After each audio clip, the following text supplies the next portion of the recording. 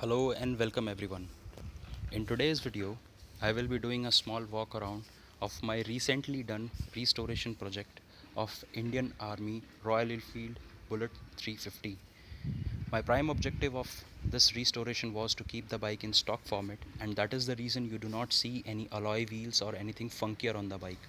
So starting on, the bike runs on stock wheels, that is 3.25 19 inches front and 3.50 19 inches rear wheel.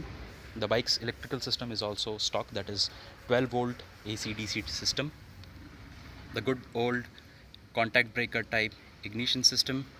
I have retained the pulse air valve system as well to keep the bike environment friendly. Overall, this project took me more than 3 months, and that is because I have done it in bits and bytes at home, but eventually it turned out quite nice and she runs quite well. I have done certain minor changes from the stock format, and let me show you around with them. The first one being, I have given her these twin horn system which we get on classic 350. The stock format comes with the single horn. Then I have fitted these LED lamps in parking lights.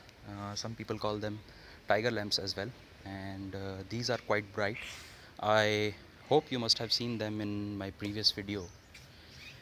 Then I have fitted this hazard lamp switch, which I believe is nothing new to you guys. The only major change what I have done is this one. I have fitted a tachometer in place of ignition key, and I have shifted the ignition key over here on right hand side toolbox. The older bikes in 80s which used to run on 6-volt system used to have this kind of arrangement, and they used to have two keys, one here and another one here. So I got an idea from there, drilled a hole and shifted my ignition key over here to accommodate my tachometer. So now let me fire her up for you. And before that, this tachometer, it does a small system check. Let me show you. Once I switch on the ignition key,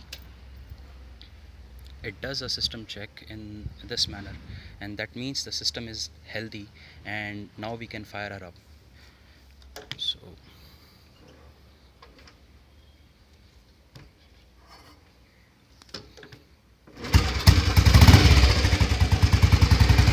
as you can see, the deflection on the tachometer,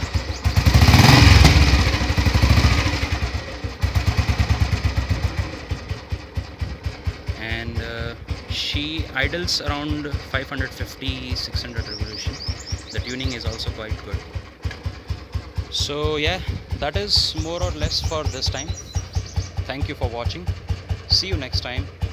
Until then, keep thumping and stay safe.